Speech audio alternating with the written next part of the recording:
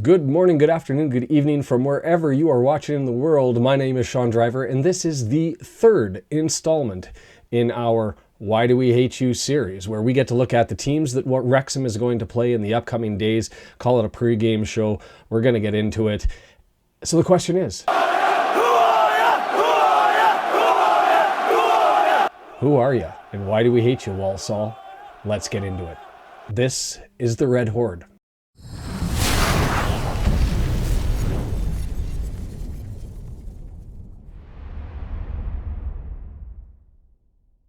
Walsall FC, the nickname the Sadlers, based on this being a center for saddle manufacturing in Walsall.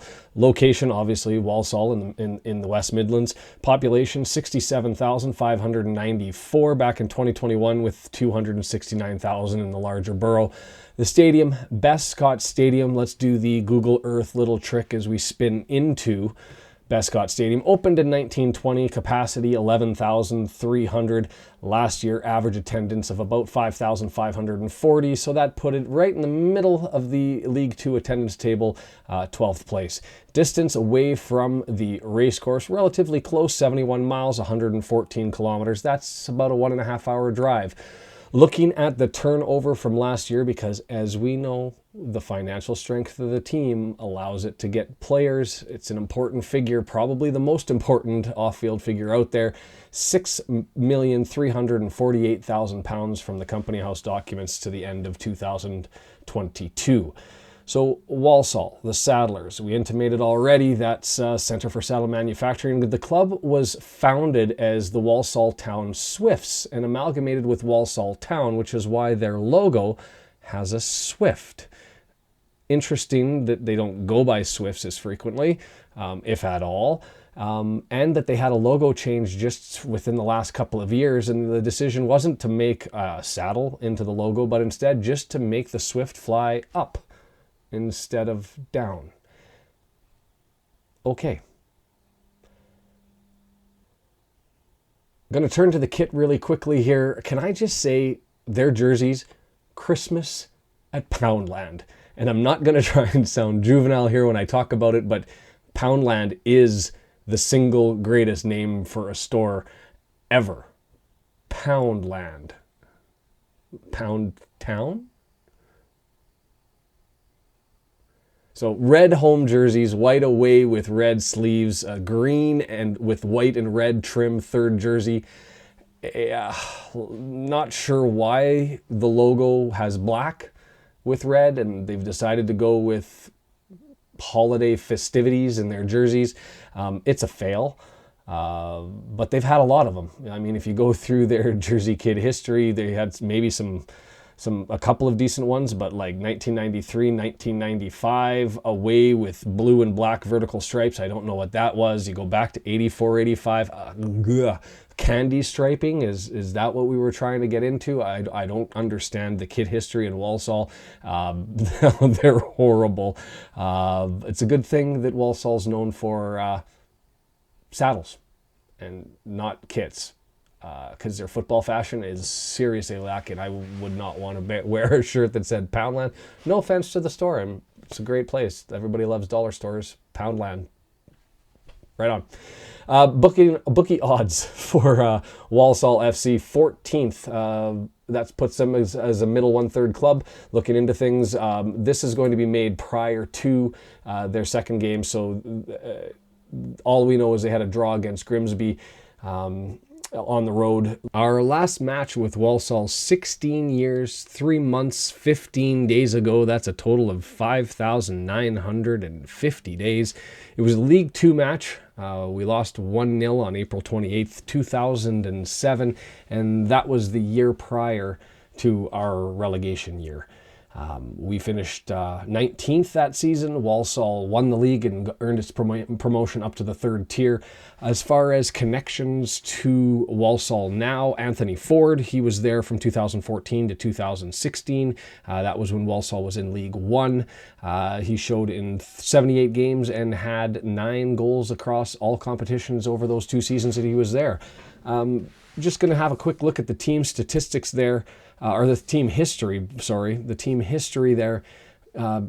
Walsall joined the EFL, as it were, in 1921 when Division 3 North and South were created and established. And since then, they've not fallen out of the EFL. Now, they did finish in last place on multiple occasions and had to seek re-election on those occasions. There were 4 times as well in the 50s that they were there every single year, but they were consistently re-elected. There was no automatic promotion relegation out of the EFL at that point in time, and so fortunate to be in that situation. Basically, when you look at the history of the club, there's been a few visits for a couple of seasons into the second tier. There's been a few years in the fourth tier, but really, Walsall has a long, storied history of just living and hibernating in the third tier of English football. Taking a look at Walsall's performance last year, finished 16th overall, but really it was a tale of 3 different seasons. They started well. They had 2 wins to start things off, but then they went 9 games in a row without a win that took them to October 1st. Turn the calendar over to the start of October, and things really change, and they go from October 1st to January 1st, where they only lose twice. But that's where the good run ended, because from January 14th to the rest of the season in May, 2 wins to show for. That's just not going to get it done, and explains a lot as to what happened in their season. You look at their statistics that are available on Footy Stats, and what you notice really is they didn't really have problems at home, and goal scoring was actually quite good at home, but they almost never took full points on the road, 13% of the time, and that's just not enough to get it done, and they didn't. So the gaffer that they've got right now in Walsall, Matt Sadler, he played 100 games with them over 3 seasons. He retired from playing in 2022. The following year, April 2023, he was brought in as an interim manager and then subsequently hired full-time. So he's only been a manager since April 19th of 2023. And so as far as games to consider, that's a small sample size. He has 1 win, 1 draw, and two losses, and that's it. As to the team roster that started for them in game 1, obviously I'm recording this before they play their second game due to holiday commitments and me trying to get this out and done in advance. It's a really young team. You look at their starting lineup, they had not only Williams at 20 making his pro debut, but they had an entire smattering of 22, 24-year-olds up and down their lineup. And so there are some injury concerns with them right now. Knowles is expected to be out. Farquharson from Newport is days to weeks, so I guess there's a possibility that he'll be back by next Tuesday, I guess it is. And so just going to go through the roster and talk through the lineup and who they had starting and what to expect with what they do have to offer. As we go through the lineup, there are some veterans who have some good stats, but it's narrow as far as depth is concerned, and so that's going to be the consideration going forward. In the forward position, Tom Knowles is dealing with an injury, as we just stated, not anticipated to play. He did play 44 games last season, but he only scored roughly once in every 10 games. But that's okay. The player that we're looking at and who we anticipate to be the threat is Danny Johnson. He's a veteran at 30. He returns to Walsall basically to lead that younger group of forwards.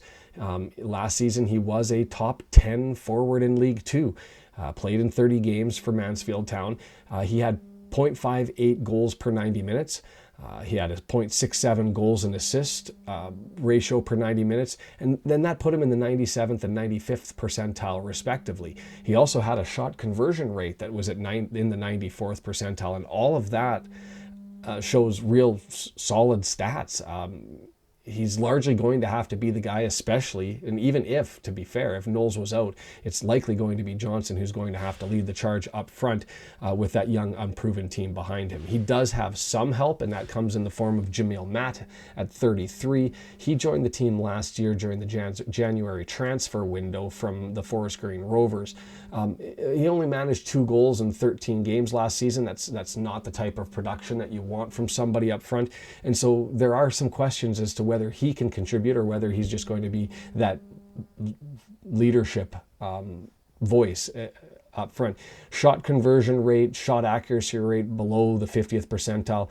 And when you consider that's taken into consideration all players, irrespective of the position they play, midfielders and defenders, when they get their chances, you'd expect a forward to have better than 50th percentile rates when it comes to their conversion rate and shot accuracy. So really, it's Danny Johnson statistically and nothing else.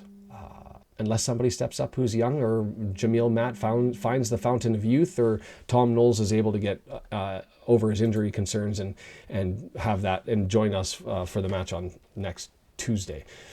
So in the midfield, Ryan Stirk is from Bromley, 22-year-old, a defensive midfielder. He didn't get into too many games last year. He had one championship game. He had 3 PL2 games, Premier League 2 matches, so the U23s, a handful of National League games, but no real advanced analytics to look at, so it's difficult to assess what Ryan Stirk has or can offer.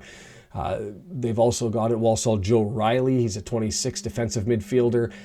He only had 14 games in League Two.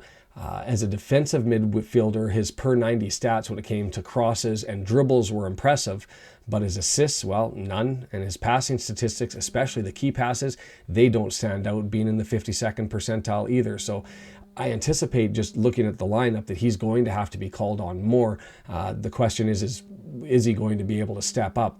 We've got in the midfield also Isaac Hutchinson, 23. He's anticipated to fill an attacking midfielder role. He played in 44 league games last year at 22. So 2 League Cup games, 4 FA Cup games, 3 EFL trophy matches. He was really everywhere. And he did have some solid stats. As an attacking midfielder, he contributed some offense at 0.19 goals per 90, which isn't bad coming from the midfield, and better than Jamille Matt and Tom Knowles as far as a rate is concerned. He also contributed 6 assists, putting him in the 81st percentile for League Two last year, and his cross completion rate was also impressive. The real only question mark for him is his pass completion rate. Was in the 36th percentile. So if there was a potential source for somebody in the midfield to step up for Walsall, he certainly has numbers that intrigue, and I think that they'll be looking to Hutchinson to step up this year and to step up big, especially given the minutes they fed him last year. Off the bench, at least off the bench as a substitute in the first game, is Brandon Comley. He played in 46 matches for Walsall last year, which placed him in the 96th percentile. But he had some forgettable numbers. The only area that was somewhat redeemable was his completion rate, but his passing, his dribbling, production, all at around the mid-50th percentile or lower. And that's those stats, passing, dribbling, production per 90 minutes, all mid-50th percentile or lower.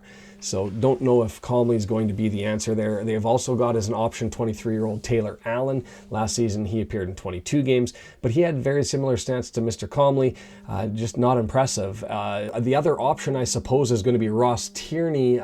He's looking to translate his statistics from the Scottish Premiership, where he had 18 games. He did have statistics that you might anticipate from a forward as far as his production is concerned. As far as goals scored and shots per 90 minutes in this Premiership, he was in the 86th and the 74th percentile, which as a midfielder, that's definitely attractive. The problem for him is, as you can see, his passing numbers were just ugly. So other than Hutchinson, there's sort of questions everywhere in the midfield. Young, hungry, looking for upside, but a lot of questions. And all things told, now that I've seen Walsall early in the year, I'm kind of glad we've got them early before they're able to find their legs underneath them. So then changing gears and looking at the defenders, as I said, Farquharson is there. He's a significant move at center back, but it's still questionable. He was described yesterday, so that's on the 7th of August, that he's more days than weeks as far as his return is concerned, but whether he's able to make it for the game next week on the Tuesday from when we're recording here. So then looking at the defenders who are going to be available for them, you've got 22-year-old Oseen McEntee, who featured in only 13 games last season, but he did have solid, if not impressive, individual stats. He was strong in the aerial duels, 88th percentile. He was good in the interceptions, 81st percentile. He was there definitely for blocking shots in the 97th percentile for the league. But the downside for him, despite those relatively good individual stats is he was on the pitch for 1.3 goals per 90 minutes, and that's just not going to cut it. It's difficult to differentiate how you can have those individual stats. It can just be unlucky, sort of like the plus-minus statistics in hockey. Or it could be indicative of potentially some positional issues and just not being able to figure it out and coordinate with the rest of the back line. So questions with McEntee, but individually he seems like he has some hope and optimism there. The next option, Liam Gordon, 24-year-old. In contrast to McEntee, he's got the exact opposite numbers. He played 30 games in League Two, and he had brutal individual stats. He was poor in the air, 47th percentile per 90 minutes. He was bad on the ground, 15th percentile per 90 minutes. He was bad in tackles, 16th percentile. And his clearance says only placed him within the league in the 60th percentile. So it sort of belies logic in a sense that you've got Liam Gordon with bad individual stats when you end up looking at what his goals per 90 minute rate was, which put him in the 80th percentile, well higher than McEntee, who had far superior individual stats. So hard for me to judge without watching Walsall games. I'm going to be curious to watch how this pans out because the numbers just don't jive. But other options that you've got as far as defenders go, you've got Donervon Daniels. He's 29. He played in 39 games last year. He's going to have to be the veteran stalwart, I think, in the back. He did have a really impressive goals conceded per 90, being in the 92nd percentile. And he was relatively exceptional across the board with his individual stats. And I'll just put those up here. He's going to have to hold it down and be that rock while McEntee and Gordon try to find their legs and hope that Farquharson is going to be able to jump in and help out. The other one that they've got is Chris Hussey, who's a veteran who transferred in from Stockport County at 34.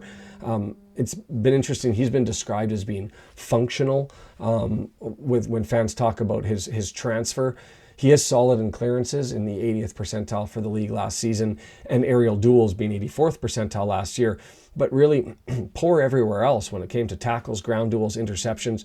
The question, I suppose, is can he sometimes step up and be an effective stopgap while McEntee and Gordon end up learning the tool from their trade as they go through things?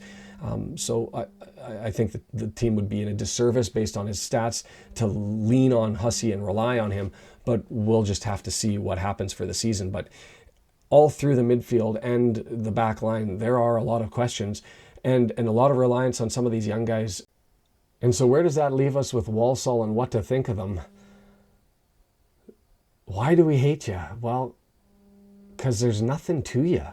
Relatively decent geographical proximity, but let's think of the most boring club that's out there in any North American franchise to just draw as a comparison. Who is that? Is that the Columbus Blue Jackets? Is it the Minnesota Twins? Whoever's watching this, picture the most boring club that's out there, and is, from my assessment, that's Walsall. They've got some good, if not amazing, youth that's coming in. They've got a couple old guys that are able to contribute. Just not a lot of oomph, and I wouldn't expect a bunch out of Walsall. I mean, anybody can win on any given weekday or Saturday, but this would be one that I'm questioning Walsall's bookie position as far as where I think they may end up being a bottom tier team, just because there's too many questions there that need to be asked and answered. So that's my take on Walsall. Did rush this one a little bit because going on holidays with the family, and so not going to be around. Still going to have the live chats, or hopefully the internet connection where we're going is good enough, or I'll have some problems and we'll figure that out. If you've enjoyed this or the previous one that was put out, feel free, please hit the subscribe button, trying to get that increased and going up. Hit the like button on the video. Follow us along. We're on Facebook. We're on Twitter. If you're interested in making videos, the platform was set up. I'm happy to share it. Feel free to join in, and we can find a way to try to aggregate the Wrexham community into this as a resource and a source. So I'm glad you've joined us. We'll see you next time, and this is the Red Horde.